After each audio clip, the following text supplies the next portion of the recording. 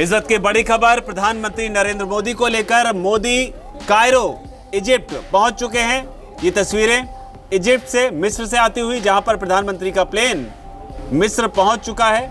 मिस्र के राष्ट्रपति अब्देल फतेह अल सीसी के स्पेशल इनविटेशन पर प्रधानमंत्री मोदी 2 दिन की मिस्र की यात्रा पर पहुंचे हैं और यहां पर एयरपोर्ट पर ही उनको सेरेमोनियल वेलकम दिया गया।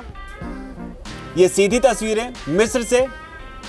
आपको बता दें कि यात्रा बेहद महत्वपूर्ण मानी जा रही है, क्योंकि जानकारी के मुताबिक 1997 के बाद यह पहला मौका है जब किसी भारतीय प्रधानमंत्री की आधिकारिक मिस्र की द्विपक्षीय यात्रा हो रही है। तो सीधी तस्वीरें मिस्र से आती हुई।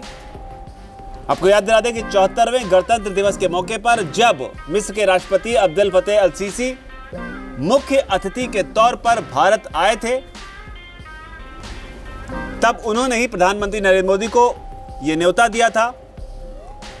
हालांकि तब वो भी पहली बार हुआ था जब मिस्र के किसी राष्ट्रपति को यह सम्मान दिया गया हो कि मुख्य अतिथि के तौर पर गणतंत्र दिवस के मौके पर बुलाया गया हो। और यह भारत और मिस्र के बीच दोस्ती की एक नई तस्वीर आप इसे कह सकते हैं।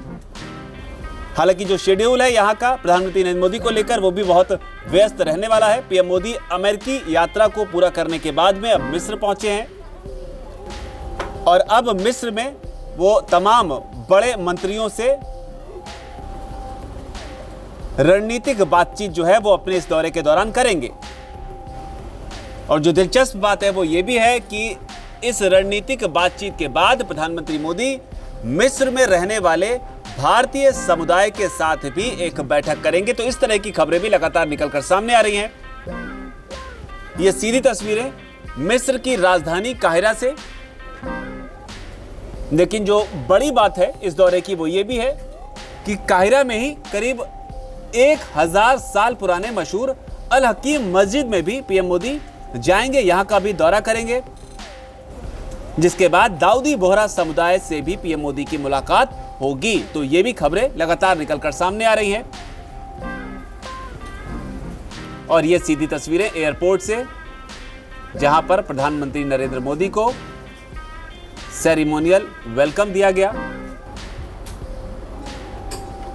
हालांकि इस दौरे से भारत को हासिल क्या होगा ये भी कई लोग समझना चाहेंगे। तो जानकारी जो मिल रही है उसके मुताबिक 2023 के गणतंत्र दिवस के मौके पर जब मिस्र के राष्ट्रपति अल सीसी भारत दौरे पर थे, तब यह तय किया गया था कि आने वाले 5 सालों में दोनों देशों के बीच जो मौजूदा व्यापार हो रहा है, जो कारोबार हो रहा है, वो $7 अरब से बढ़ाकर $12 अरब तक करने की तैयारी की जाएगी या करने की कोशिश की जाएगी।